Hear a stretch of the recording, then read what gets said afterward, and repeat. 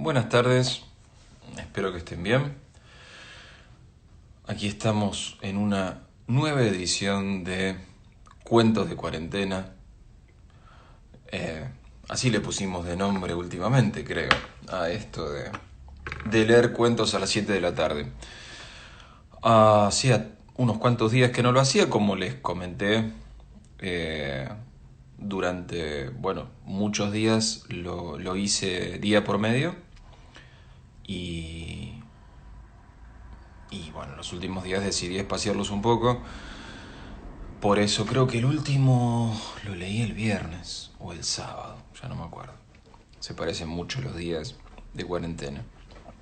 Este, Así que hoy, martes, después de un día de mucho trabajo con la novela en la que estoy metido, me hago un rato como para compartir con ustedes un cuento.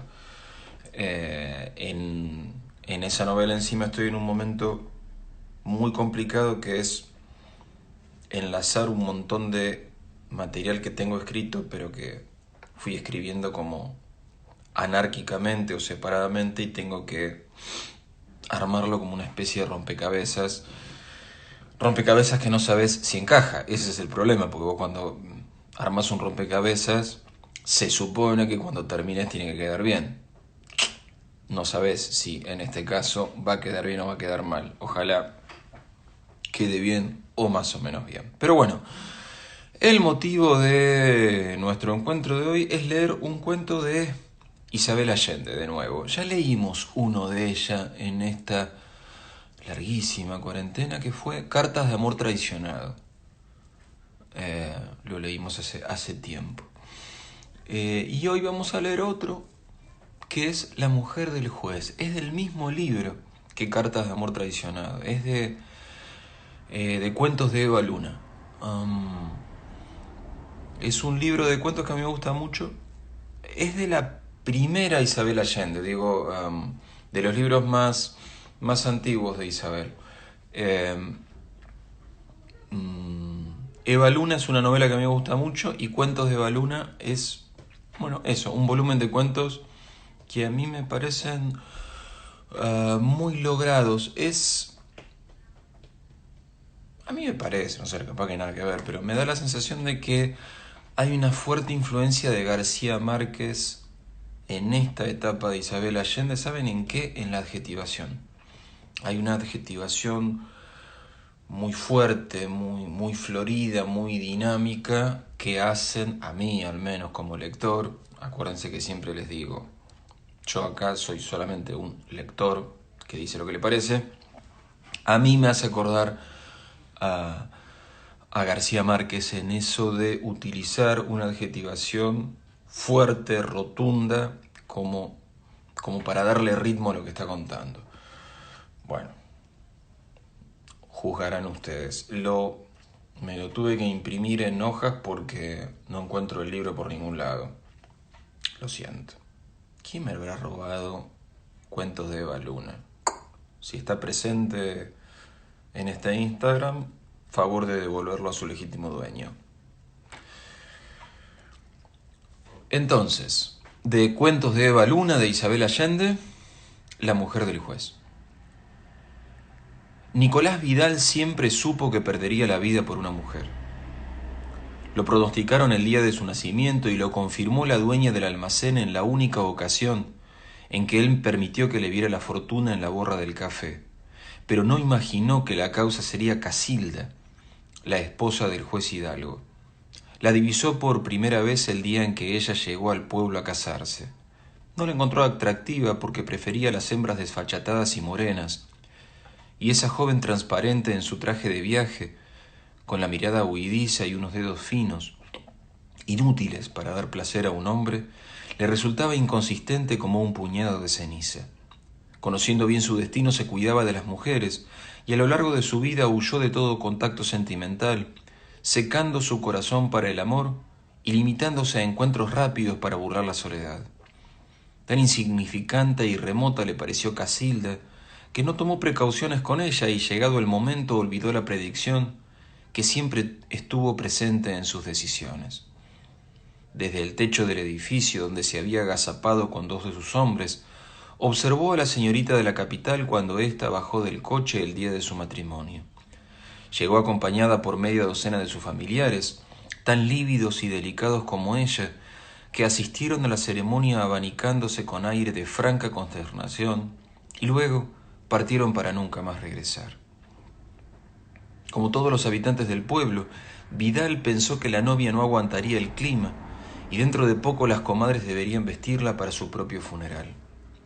En el caso improbable de que resistiera el calor y el polvo que se introducía por la piel y se fijaba en el alma, sin duda sucumbiría ante el mal humor y las manías de solterón de su marido.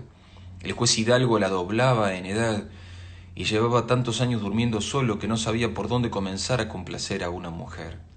En toda la provincia temían su temperamento severo y su terquedad para cumplir la ley, aún a costa de la justicia. En el ejercicio de sus funciones ignoraba las razones del buen sentimiento, castigando con igual firmeza el robo de una gallina que el homicidio calificado. Vestía de negro riguroso, para que todos conocieran la dignidad de su cargo, y a pesar de la polvareda irreductible de ese pueblo sin ilusiones, llevaba siempre los botines lustrados con cera de abeja. Un hombre así no está hecho para marido, decían las comadres. Sin embargo, no se cumplieron los funestos presagios de la boda. Por el contrario, Casilda sobrevivió a 3 partos seguidos y parecía contenta. Los domingos acudía con su esposo a la misa de 12, imperturbable bajo su mantilla española, intocada por las inclemencias de ese verano perenne, descolorida y silenciosa como una sombra. Nadie le oyó algo más que un saludo tenue, ni le vieron gestos más osados que una inclinación de cabeza o una sonrisa fugaz. Parecía volátil, a punto de esfumarse en un descuido. Daba la impresión de no existir, por eso todos se sorprendieron al ver su influencia en el juez, cuyos cambios eran notables. Si bien Hidalgo continuó siendo el mismo en apariencia, fúnebre y áspero, sus decisiones en la corte dieron un extraño giro. Ante el estupor público dejó en libertad a un muchacho que robó a su empleador, con el argumento de que durante 3 años el patrón le había pagado menos de lo justo y el dinero sustraído era una forma de compensación. También se negó a castigar a una esposa adúltera, argumentando que el marido no tenía autoridad moral para exigirle honradez si él mismo mantenía una concubina. Las lenguas maliciosas del pueblo murmuraban que el juez Hidalgo se daba vuelta como un guante cuando traspasaba el umbral de su casa, se quitaba los ropajes solemnes, jugaba con sus hijos, se reía y sentaba a Casilda sobre sus rodillas, pero esas murmuraciones nunca fueron confirmadas. De todos modos, atribuyeron a su mujer aquellos actos de benevolencia y su prestigio mejoró, pero nada de eso interesaba a Nicolás Vidal, porque se encontraba fuera de la ley y tenía la certeza de que no habría piedad para él cuando pudieran llevarlo engrillado delante del juez. No prestaba oídos a los chismes sobre doña Casilda, y las pocas veces que la vio de lejos confirmó su primera apreciación de que era sólo un borroso ectoplasma. Vidal había nacido 30 años antes, en una habitación sin ventanas del único prostíbulo del pueblo, hijo de Juana la Triste y de padre desconocido. Hijo de Juana la Triste y de padre desconocido. No tenía lugar en este mundo y su madre lo sabía, por eso intentó arrancárselo del vientre con yerbas, cabos de vela, lavados de lejía y otros recursos brutales, pero la criatura se empeñó en sobrevivir. Años después, Juana la Triste, al ver a ese hijo tan diferente, comprendió que los drásticos sistemas para abortar, que no consiguieron eliminarlo, en cambio, templaron su cuerpo y su alma hasta darle la dureza del hierro. Apenas nació, la comadrona lo levantó para observarlo a la luz de un quinqué y de inmediato notó que tenía 4 tetillas. Pobrecito, perderá la vida por una mujer, pronosticó guiada por su experiencia en esos asuntos. Esas palabras pesaron como una deformidad en el muchacho. Tal vez su existencia hubiera sido menos mísera con el amor de una mujer.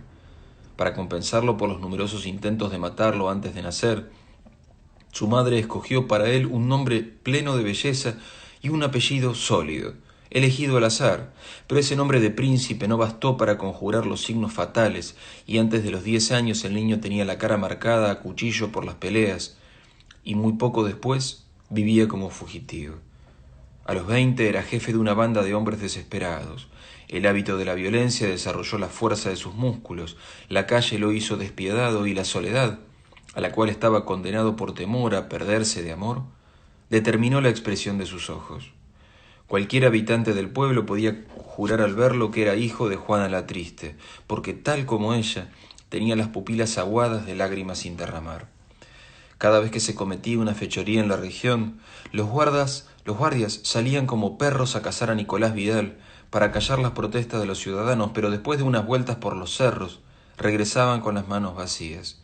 En verdad, no deseaban encontrarlo, porque no podían luchar con él. La pandilla consolidó de tal forma su mal nombre, que las aldeas y las haciendas pagaban un tributo para mantenerla alejada. Con esas donaciones los hombres podían estar tranquilos, pero Nicolás Vidal los obligaba a mantenerse siempre a caballo, en medio de una ventolera de muerte y estropicio, para que no perdieran el gusto por la guerra, ni se les mermara el desprestigio. Nadie se atrevía a enfrentarlos. En un par de ocasiones el juez Hidalgo pidió al gobierno que enviara tropas del ejército para reforzar a sus policías, pero después de algunas excursiones inútiles, volvían los soldados a sus cuarteles y los forajidos a sus andanzas. Solo una vez estuvo Nicolás Vidal a punto de caer en las trampas de la justicia, pero lo salvó su incapacidad para conmoverse. Cansado de ver las leyes atropelladas, el juez Hidalgo decidió pasar por alto los escrúpulos y preparar una trampa para el bandolero. Se daba cuenta de que en defensa de la justicia iba a cometer un acto atroz, pero de dos males escogió el menor. El único cebo que se le ocurrió fue Juana la Triste, porque Vidal no tenía otros parientes ni se le conocían amores. Sacó a la mujer del local donde fregaba pisos y limpiaba letrinas, a falta de clientes dispuestos a pagar por sus servicios. La metió dentro de una jaula fabricada a su medida y la colocó en el centro de la plaza de armas, sin más consuelo que un jarro de agua. Cuando se le termine el agua, empezará a gritar. Entonces aparecerá su hijo, y yo estaré esperándolo con los soldados, dijo el juez.